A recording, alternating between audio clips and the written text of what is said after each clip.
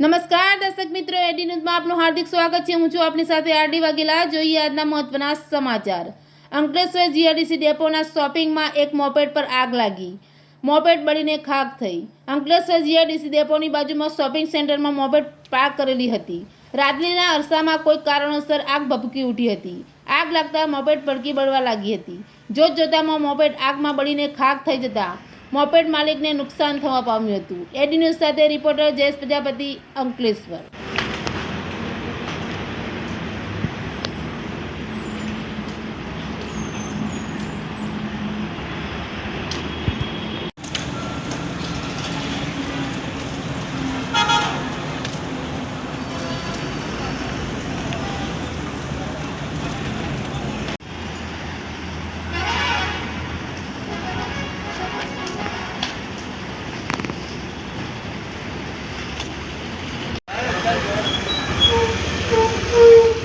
पहले तो ये मारने वाला था, वो हम लोग को मारना आया था। हम लोग को मारने वाला ही था।